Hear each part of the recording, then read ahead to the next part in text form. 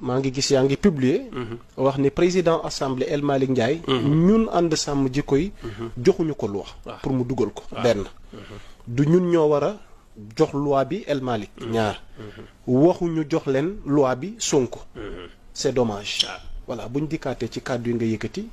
lii ginnaaw bi nga gisee ak El Malick la wala. asalaamaaleykum bonsoir wala bonsoir dalee nag jàmm ci Faram Facce TV tey nag lañ fas yéene Faram Facce mooy ay kàddu yu dox jëm foofu ca ànd sàmm jikko yi jóge ji kookee ca Abdou Karim Xrum Xax moom nag mu daal di wax loolu muy wuyoo ci nitu dégg voilà moom nag la mu xamle moom moomee di imam Babacar Sylla nee na dara du ca dégg kon gars yi ñu déglu ko laata booba dama leen di ñaan bu dee ko bees ga ci seen bi nga abonné bul fàtte nga commentaire wax sa xalaat naka nga ko gisee day dooleel seen bi toll lépp lu ñu dugal ci information da ngeen cee jot ci ne mu gën a gaaw aca ñu dem ñu déglu tuuma yi nga xamante ne moom Abdou Karim Xrum Xax teg na ko ci kaw waa sàmm jikko yi diggante El Malick ak waa ànd sàmm jikko yi imam Babacar Sylla daan na ci indi ay leeral ñu déglu ko gars yi. voilà dafa am ay vidéo yu viral ñu yónnee ma ko sunu mbokk mi Abdou Karim ne wala boog en tout cas liñ ma wax ne moom la wax mooy ànd sàmm jikko yi dañu dem dugali loi bi jox ko El Malick mun leen dem leen joxi ko Sonko loolu nag amul léegi nag loolu laa def noonu post Abdou Karim Xrum Xax. waaw maanaam ci vidéo yi viral. waaw yi viral yi. ngeen dégg mu wax ñu ne ñun waa ànd sàmm jikko yi dañoo jël loi bi dem yóbbul ko El Malick pour mu dugal ko El Malick ne ñu dem leen joxi ko Sonko c'est-à-dire lan ngay déggee ci wax ji ñaar mooy El Malick ñemewul loi bi ñaareel bi ci des ñemewu koo def te Sonko waxul waaw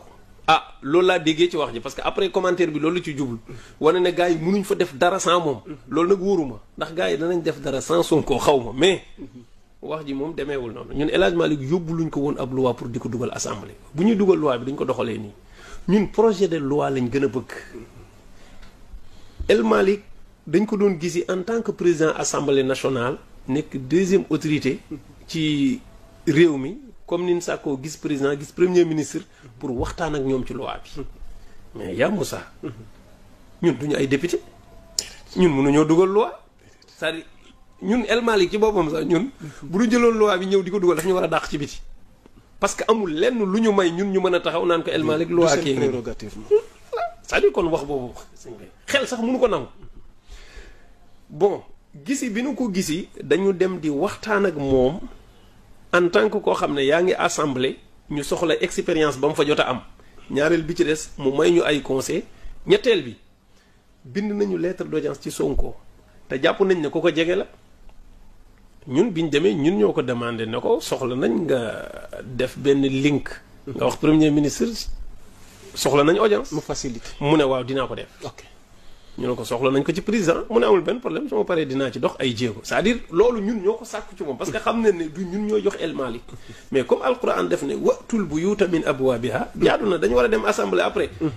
mais ñu jaar ci El Malick waxtaan ak moom mu may ñu audience su 2 heures de temps wax fa dëgg yàlla wax fa wax yu rafet jël engagement yu rëy wane ne ñoom engagement bi ñu amoon avant ñuy falu mu ne ba léegi même engagement boobu la ñu am dëgg la problème mu temps mën na am mooy kañ la loi bi di dugg waaye amul lenn lu wàññeeku ci ñun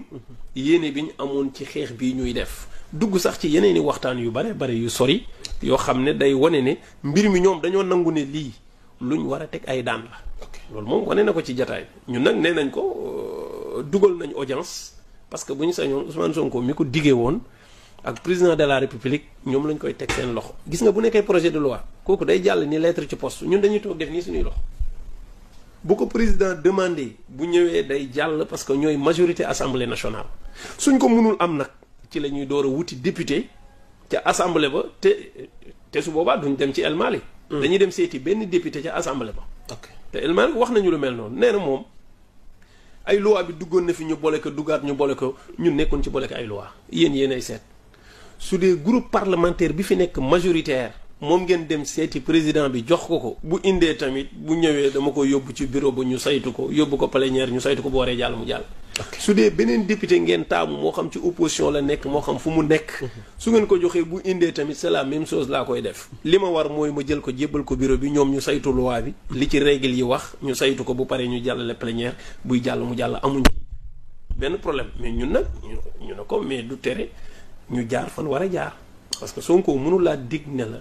bu ma faloo naa ko def mu falu dégg la nga wër ci ginnaaw jox ko keneen non jox ko ba pare loolu acco mu ngi noonu ñoo ko déggandoo kon imam Babacar Sylla daan nay dindi tuuma yi ba noppi nag indi ay leeral wax diggante El Malick Ndiaye ak seen diggante ana nan lañ fas yéenee fexe ba rek loi bi dem ca biir assemblée gars yi mu ngi noonu ñoo ko déggandoo kon wax leen ma ci commentaire yi naka ngeen ko gisee Abdou Karim Xrum Xax mii man damay noppi gars yi wax la ma ci commentaire yi naka ngeen ko gisee